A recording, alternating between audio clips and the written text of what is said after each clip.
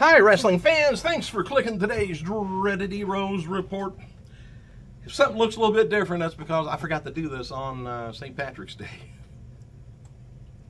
I might just turn it into the Hulk, you know.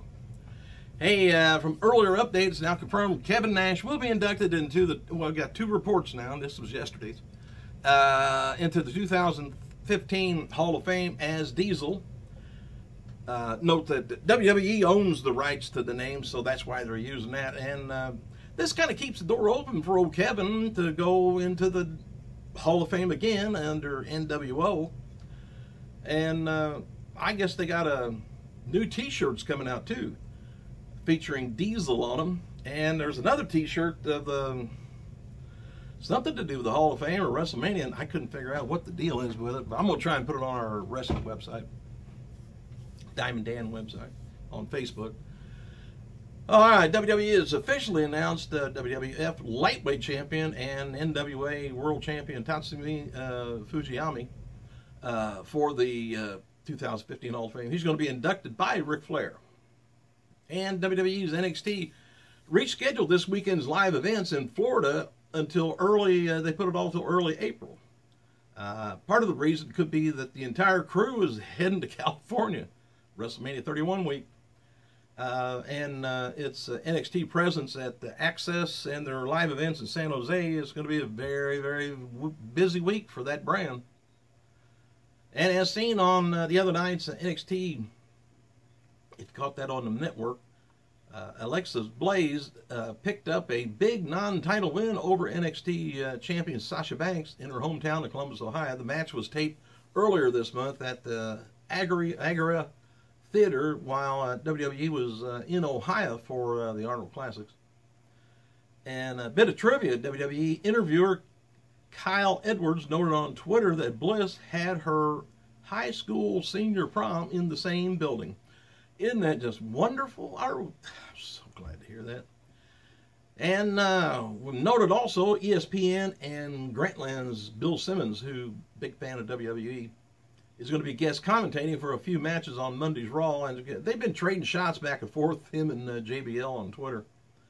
And got a funny feeling Simmons and JBL is going to be doing some sort of an angle at WrestleMania. I mean on Raw. Let's just see what it is. Maybe JBL will be slapped for once. And regarding former UK soccer goalkeeper Stuart Tomlinson, who is working in NXT as Hugo Knox. Word is that he's considering his experience, I guess, he is progressing and way ahead of the rest of the talent there. Knox is 29 years old, been in developmental for about 15 months, and he's currently doing a Chippendales type gimmick for promos. And anyway, he started as he started wrestling. I guess he's really agile for his size. Didn't say what size he was, but I'll have to look at some of the NXT stuff. All right, there are rumors that as of a few weeks back, WWE officials are still not decided whether or not they want to induct Kevin Nash or Nash Diesel, whatever, into the Hall of Fame. But they made up the T-shirts. I'm sure that's going to happen. Mark Adam Haggerty's Pro Wrestling page sent a image of Nash's induction that's going to be featured. So, anyways, Nash, Randy Savage, Arnold, the list of the headliners. WrestleMania 31 is going head-to-head, by the way, with the season finale and hit show The Walking Dead, which draws in big rankings. The 90-minute special episode starts at 9 p.m. halfway through WrestleMania. So if they can hold the crowd for, well, it doesn't matter. If you watch the first half of it, you already paid the full price. So you can watch 10 minutes and turn it off. As long as you're paid the, what is it, 55, 60 bucks now?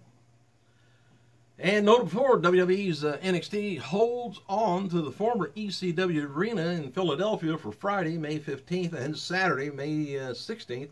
But it's confirmed this week that the MMA event is booked for the same venue, May 16th.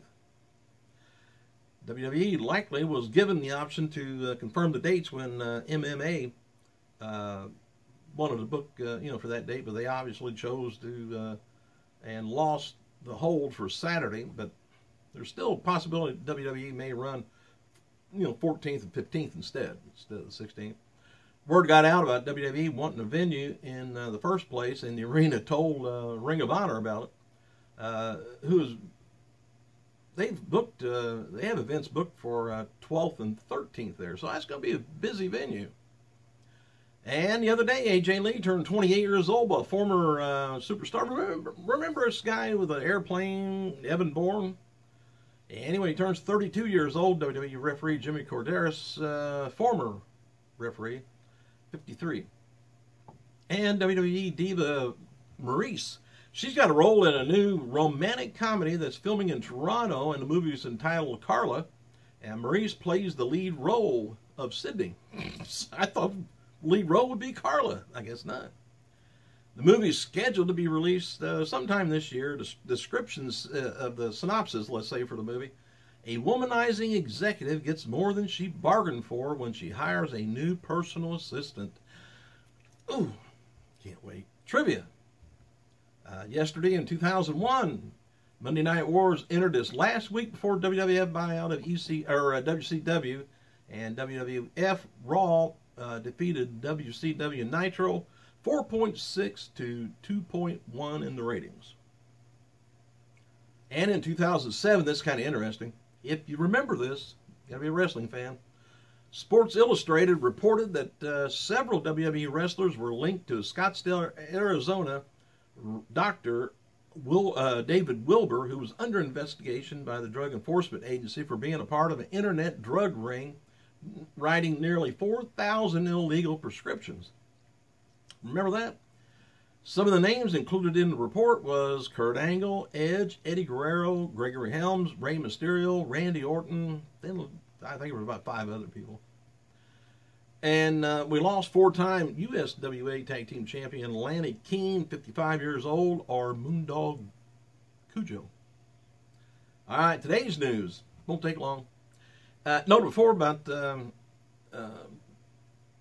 some websites broke a lot of stories that WWE World Heavyweight Champion Brock Lesnar is close to re-signing with the company, and there's talk of keeping the title on him through WrestleMania 31. The idea would have John Cena take the U.S. title and Daniel Bryan do the Intercontinental title in a way that both kind of elevate the quality of the belts, up some.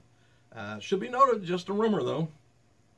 And one of the same articles said that another idea tossed around is for Sheamus to make a surprise return in the Intercontinental title ladder match at WrestleMania. And according to the report, the feeling is Sheamus will be cheered heavily, but will become heel throughout the match. And at some point, Sheamus would cost Bryan the match and win the title, which we all love Daniel Bryan, and we're just going to hate Sheamus when he defeats and throws pins, whatever, or races up the ladder and beats Daniel Bryan. Going to be mad. All right, so anyway, that's going to be leading to a feud of Sheamus versus babyface Bryan, heel. Anyway, for the title, Intercontinental title.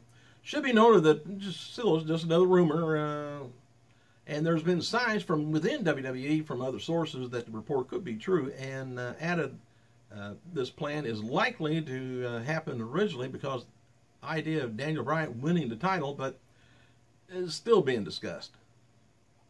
So we're trying to get some good-looking title holders so we can put them out there in front of the public to show everybody that wrestlers aren't beer-drinking, guzzly suckers you can't stand to look at. Well, some might be, but anyway, Lucha Underground officials are interested in bringing former TNA X Division champion Sonjay Dutt. Well, it's been discussed officially, not officially announced yet, but people at Lucha Underground are under the impression that the second season has already been ordered by the El Rey Network. They just haven't announced it yet. But tapings resumed this weekend, and they have tapings ordered past episode 39, as the first season usually includes 39 episodes. Another sign of second season is El Rey has recently released promotional materials for the network growth and pushed Lucha Underground as their flagship program. All right, wrestling legends Classy Freddie Blassie and the Destroyer, Jim Londos, and promoter Lou Darrow will be the first members of the new Los Angeles Wrestling Hall of Fame when it launches. Some of the leading wrestling historians from around the country are behind this new project, so there's going to have to be legitimate voting on it. After this year, the rule is that they will induct one non-wrestler and 3 wrestlers each year. Sting, 56 years old. K.C. James, 33 years old.